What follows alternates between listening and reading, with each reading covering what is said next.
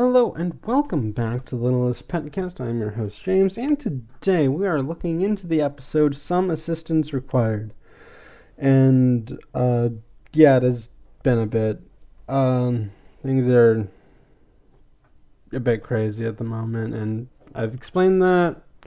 I'm explaining it here, but I think like last time, this will be the last time I will explain this facet of Season 3, just like how last time I explained a different facet of Season 3. So, yeah, things are going to be crazy.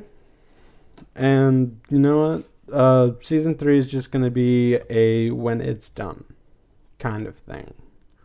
Like I imagine I'll get it back onto a schedule at some point, but it might not be soon.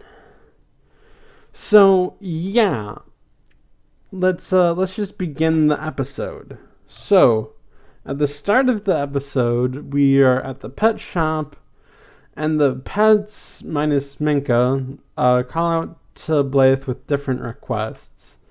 Vinny is hungry. Pepper can't sleep because Vinny's tummy is rumbling because of his hunger. Zoe can't decide what to wear. Russell and Sunil are fighting over a rubber band, which... Why is rubber band 2 words? It doesn't make sense to me. And Penny wants a hug, or needs a hug. So Blythe comes in and magically solves their problems, like a weird kind of Mary Poppins type thing. I just kind of get that vibe, maybe because of that new movie coming out, you know? You just see it and then you start seeing it in more places, I guess. And, like, I don't know, she feeds Vinny, she gives Pepper earplugs, she gives Zoe an outfit, she cuts the rubber band in half. Like, without concern... I mean, I guess it solves the problem, but it's not exactly the moral message from the Judgment of Solomon that you get. And then, of course, she gives Penny a hug. And Vinny is impressed and asks her how she does all of this. And because he's eating with his mouth full, Pepper says, "You really shouldn't because it is spraying on Pepper." Blythe says that just after being with you guys for a while, there's nothing I can't handle. It's the comparison invites itself. Like, you can just hear the Always Sunny theme going. Just like Blythe can't handle it herself. I don't know. I need to think of a better title, but you can just hear that, you know? I just, like, I know a lot of shows are built around that premise where, like, someone says something and then immediately something happens where it leads to, like, the opposite happening. But just, like, the Always Sunny theme is always the most direct and hilarious thing when it comes to that. So someone bursts into the pet shop and trips. It turns out to be Phoebe, Mon Autumn's assistant, and she needs Blythe's help. Blythe asks what's the problem, and Phoebe says that she's taking tomorrow off. Blythe is confused because the nature of her job is that she can take off whenever, including the middle of a work day, I guess. Oh man. But Phoebe explains that she hasn't had a day off since she started working for Mona, which, you know, doesn't exactly paint Mona in the best light, especially after the whole Amazon thing that we've seen. It's just it's not a good look. And Phoebe continues by saying that she sent an email saying she needed a day off, so did her doctor, therapist, acupuncturist, and high school guidance counselor. Is she can't still be in high school. Why does she? I mean, guess if she needs it, she can't be in high school, right? Is Mona worse than I thought when I was taking these notes? But it's still a bit weird. Like Mona is making her work so much that she needs appointments with all of these people, which is not great. It really, really isn't. It's just not good. Like, come on. Whatever. Like, yeah. So to make Mona look worse, she only agrees that Phoebe can have time off if Phoebe can find someone to replace her. And Phoebe decides on Blythe. And Blythe, who ignores all of the implications of this, and Phoebe in general, agrees because this gives her a chance to work with Mona. Boy, this episode is aged like milk. It's not going so well. But like premise aside, it's still not the best episode. I'm just gonna say that right now. Either way,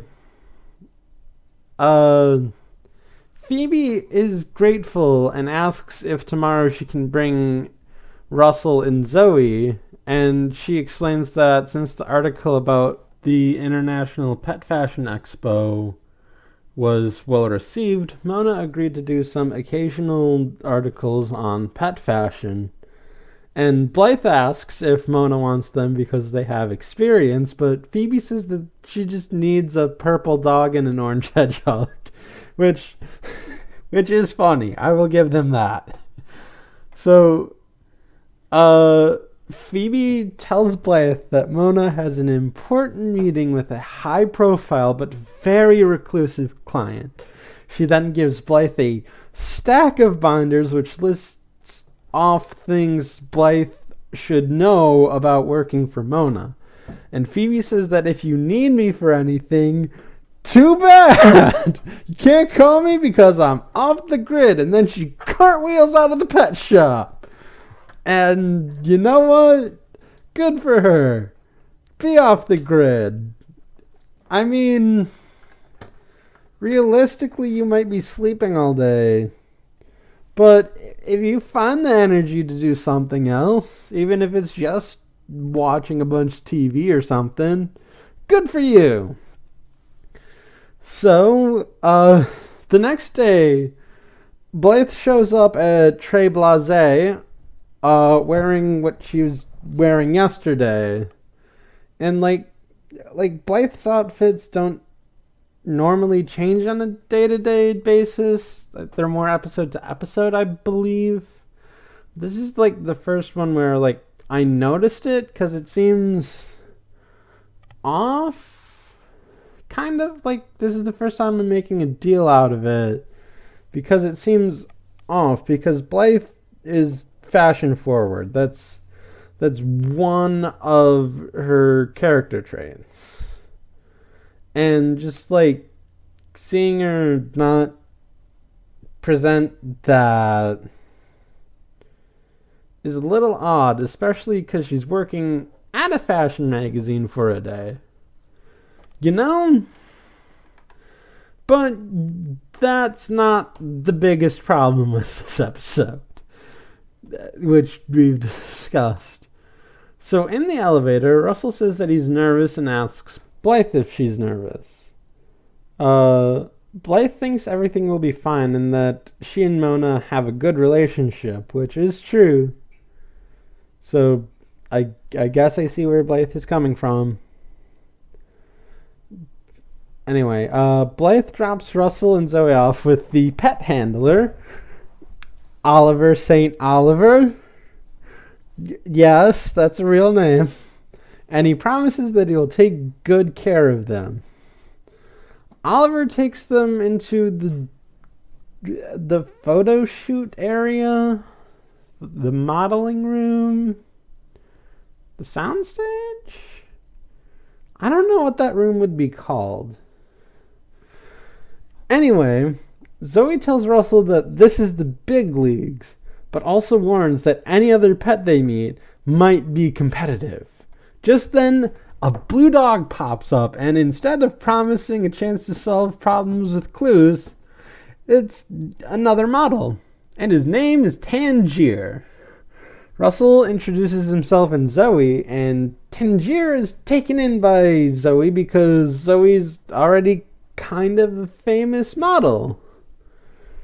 And, they have some back and forth, and Tangier says that if you need anything, don't hesitate to ask.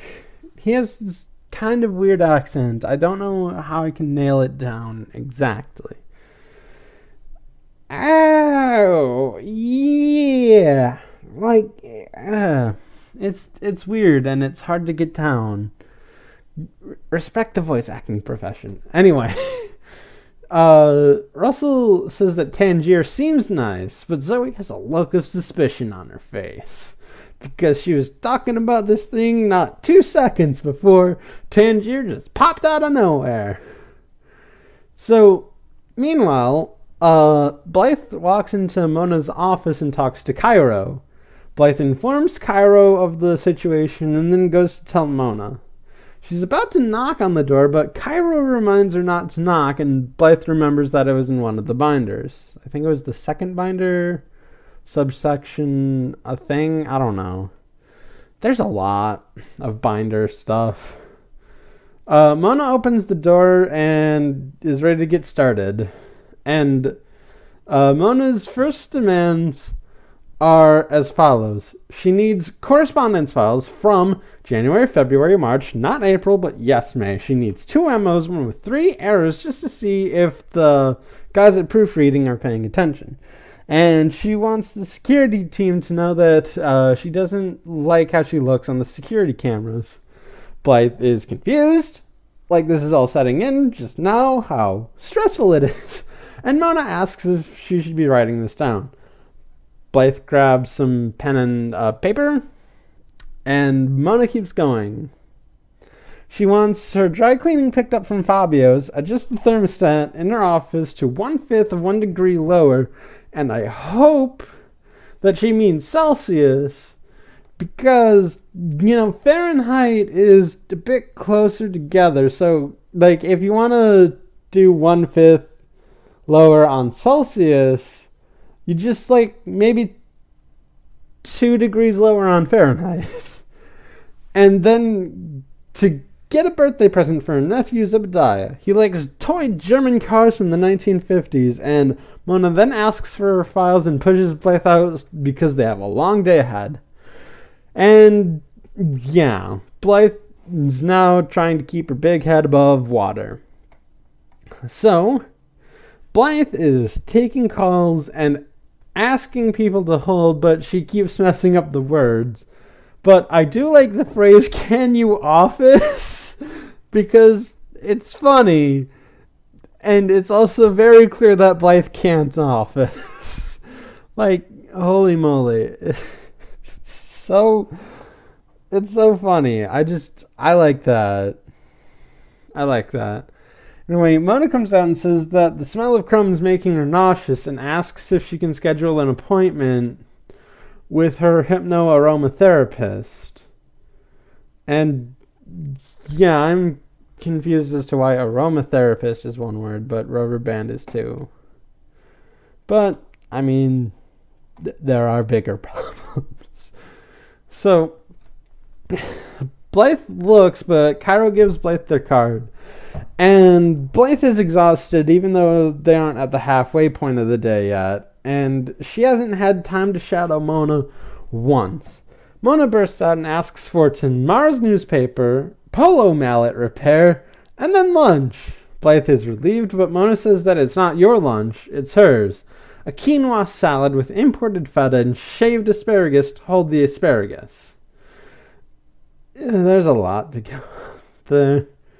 So Cairo reminds Blythe to forward Mona's calls to the cell phone Mona gave her and wear the earpiece. Blythe says that she'll be back soon unless Mona calls with 30 more tasks. So back at the photo shoot, Zoe tells Russell not to be nervous, but Russell can't help it. This might not be the best guideline for how to deal with stress, but I mean, I guess deal with what you got? Maybe? I don't know.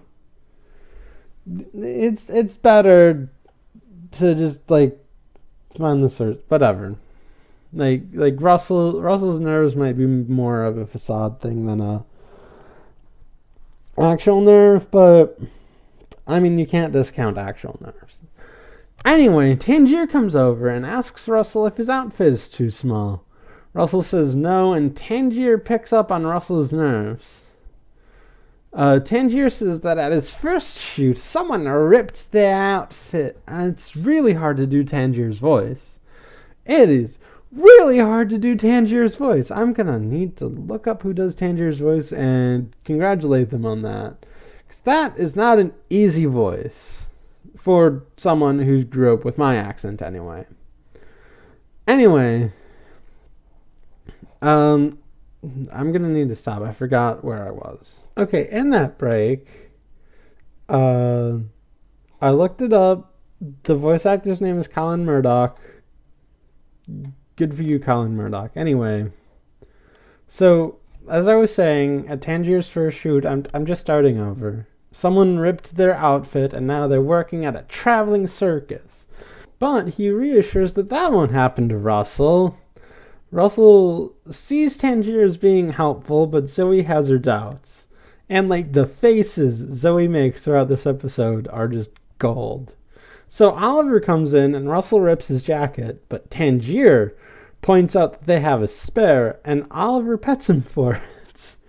Russell says that Tangier is nice, but Zoe says he's a little too nice. Meanwhile, Blythe rushes in on the phone with bags under her eyes, I think. They're under Phoebe's eyes as well. There are these little lines, which I'm assuming are bags, but this isn't the best animation to know for sure what that is. She's on the phone, and she's saying that Mona wants a table for 17 and a half. Yes, just do that. She hangs up, and Cairo says that she's 3 minutes late.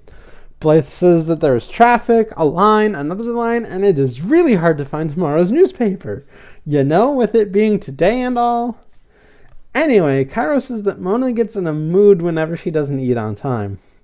Blythe tries knocking, but Cairo reminds her not to knock just in time. And when Blythe opens the door, Mona is in a near catatonic state with an ice pack and green vegetables on her eyes. I don't know which they are between zucchini and cucumbers. So Blythe gives her the food, and Mona just wolfs it down.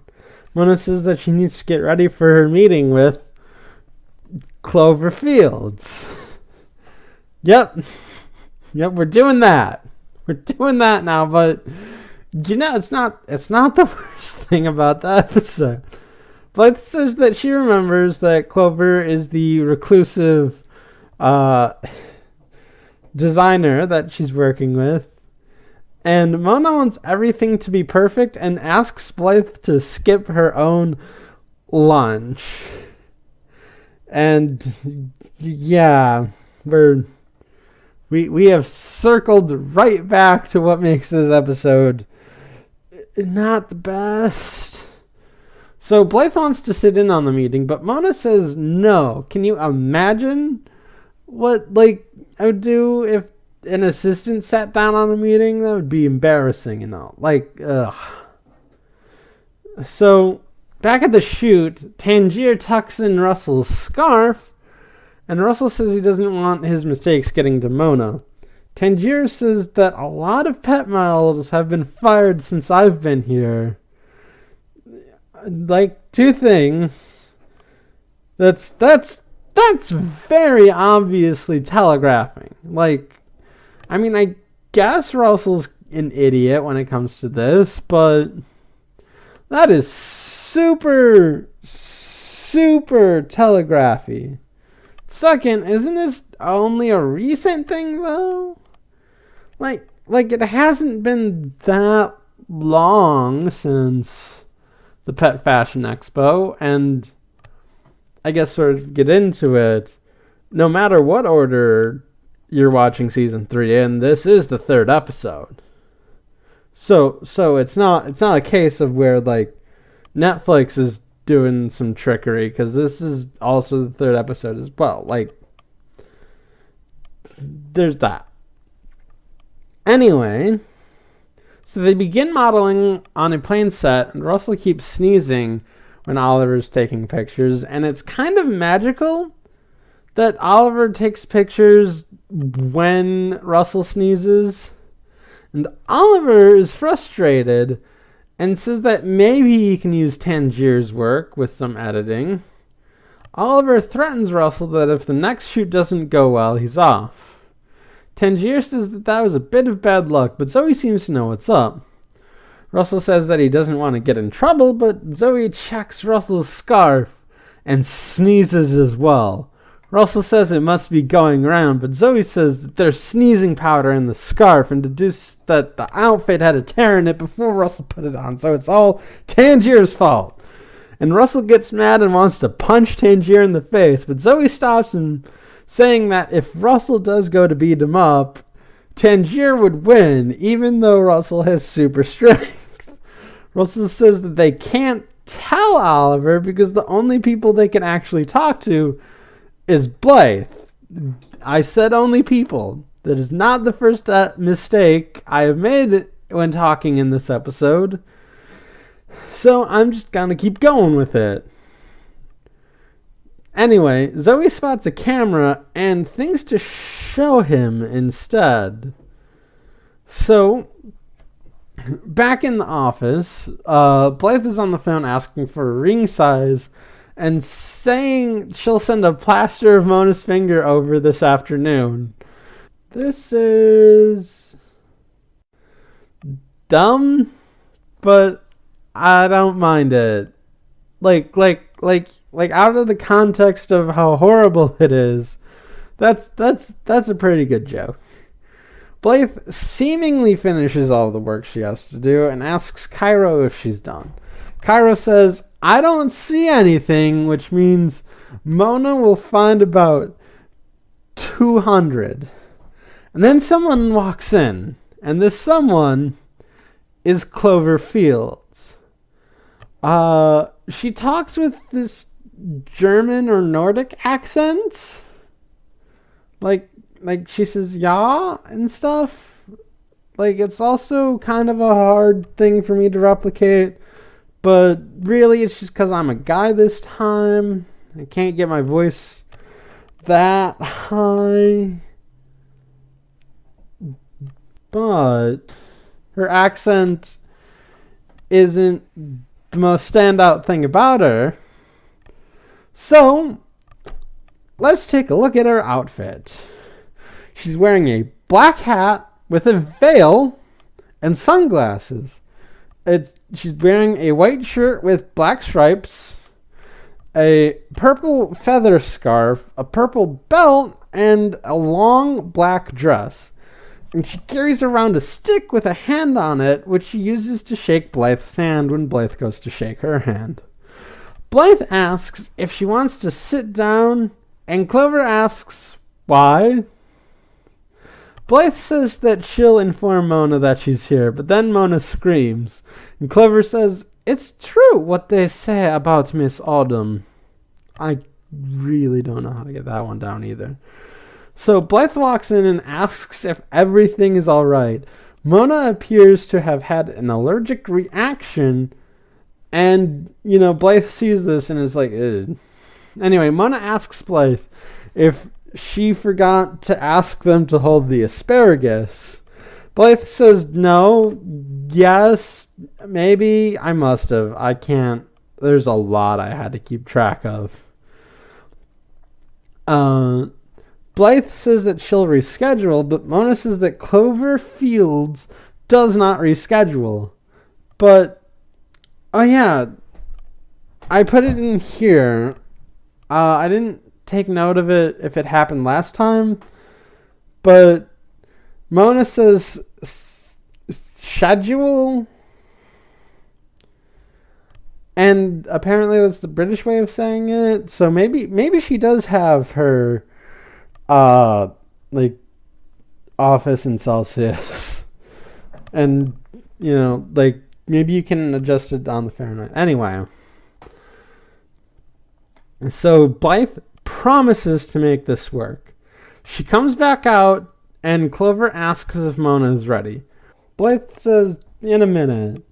And she's looking around, and Cairo gestures to Blythe to come over behind the desk, and Blythe meets her under the desk. Cairo guesses that Mona ate asparagus, and then pulls out a drawer saying that these should help. And there's like a bunch of stuff there. So Blythe asks Clover to hold on for another minute as she ducks into the office. Blythe places a menu up in front of Mona's face, and Mona doesn't get the subtext until Blythe pushes it again. So back at the shoot, the camera is set up, and Tangier goes over and pours hot sauce into Russell's bowl, narrating to himself while he's doing so. I guess a lot of the people he's worked with and has gotten fired are not that smart, and he's just narrating it to himself. And he's laughing.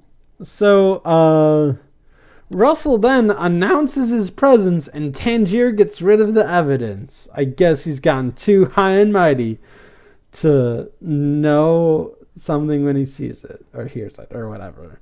And Russell thanks Tangier, and Tangier says, if we all do this together, it'll turn out better. Which it will. But he doesn't believe it. He just wants to show off and be the best. And Zoe responds like saying, yes, that is true. And then Oliver wants them to get ready for the shoot. So back in the office, Blythe walks Clover in, and Clover comments on how dark the room is because, the lights are off and the blinders are down. Or, yeah, I guess, curtains. Blinders? I don't know what that would be called. So either way, Blythe says that Mona likes to conserve energy, and when they get to the desk, Mona's using the menu to block her face and greet Clover. Mona asks if Clover wants anything, but Clover says no. Blythe takes her order, quote unquote, and then moves a lamp in her way. Clover wants to look at Mona, and Blythe makes up something about how Mona and her were trying to find the best place for this lamp. Clover wants to get up, but Cairo stops her, and Clover pets Cairo with her hand stick thing.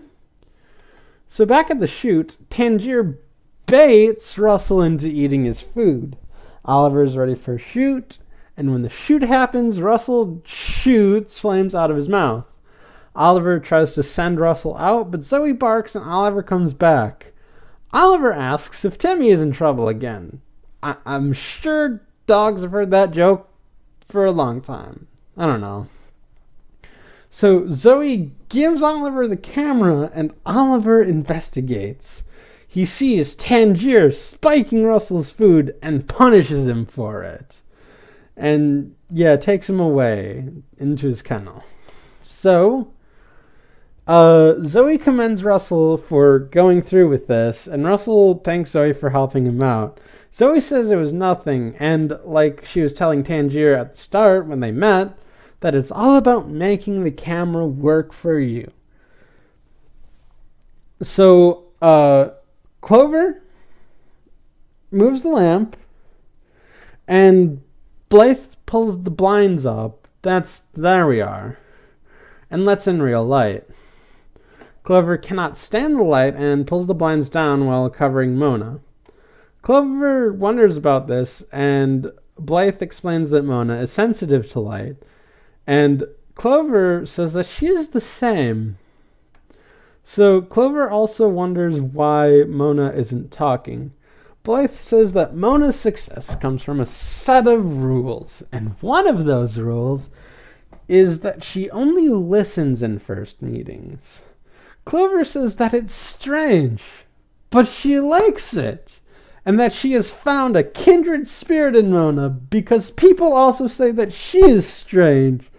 But now we found two people who understand each other. Blythe says that because of this connection that Clover has struck with Mona, that Très Blasé should be the only magazine that debuts your new collection. Clover and Mona shake on it, and Clover is, of course, using her hand on a stick. And, as they're shaking, Mona's disguise falls off. However, Cairo jumps on Mona's arm to block her face. Man, a lot of people have big heads in this. So Blythe walks Clover out and says that Mona will be in touch. So, once all that's done, the lights come back on, and they're all relieved, and Mona compliments Blythe, and Blythe says that she did what Mona would have done if she wasn't in this predicament.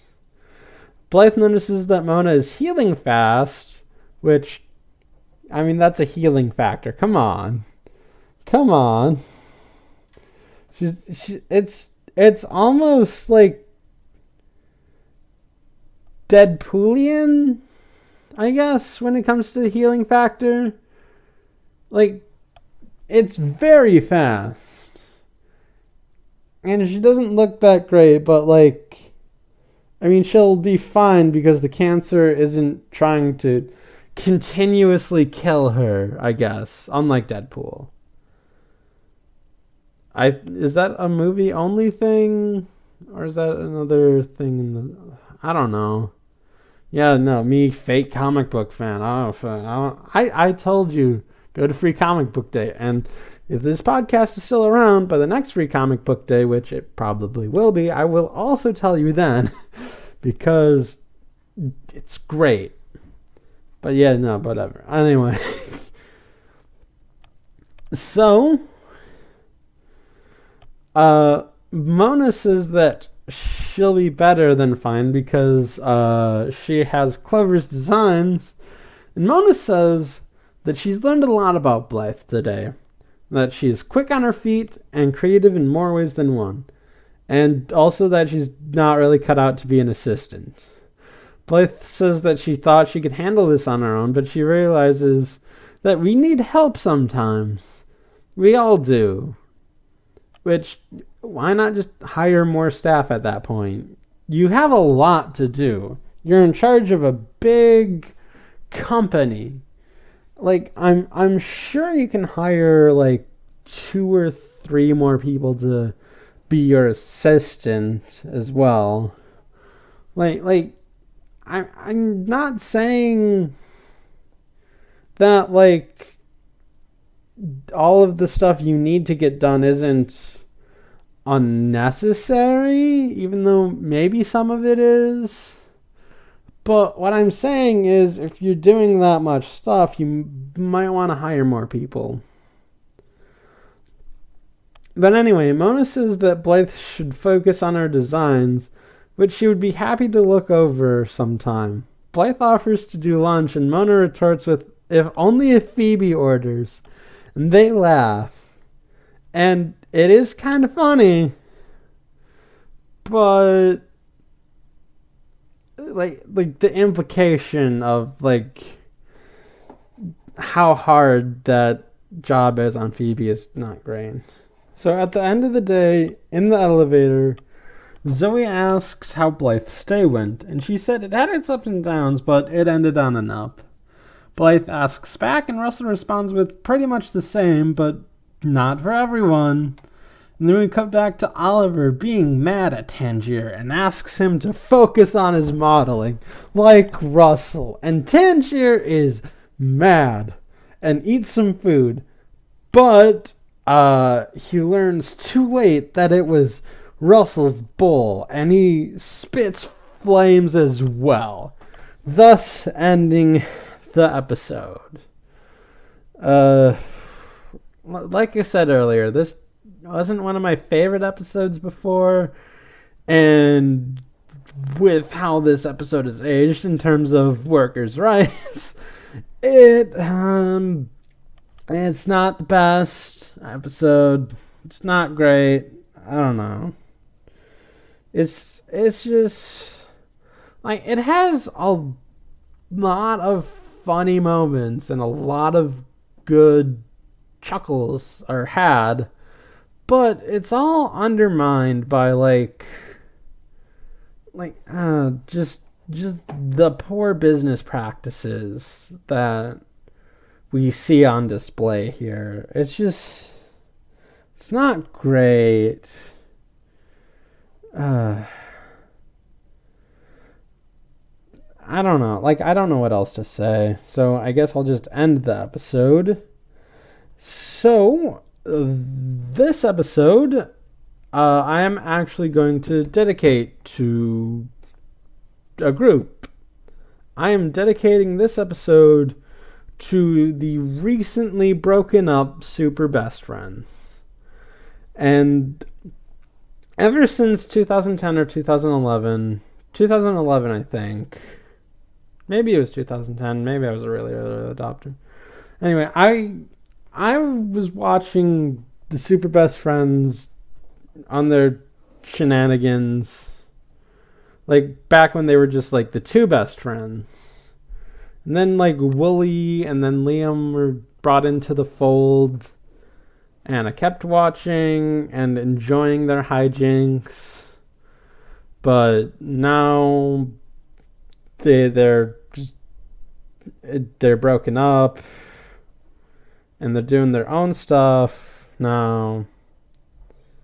And I'm happy that they're doing their own stuff and are working on stuff they enjoy, but at the same time, them as a group will be sorely missed by the internet.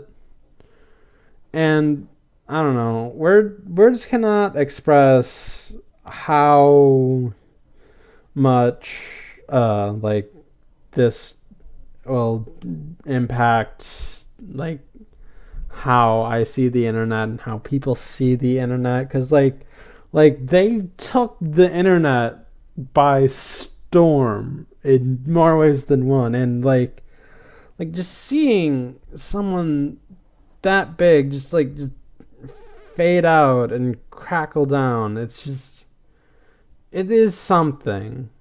I mean, I know their videos and stuff will still be there. I know Willie and Pat are gonna continue podcasting in the same RSS feed, just under a different name. But it's just not the same. But I mean, they're better for it, I guess.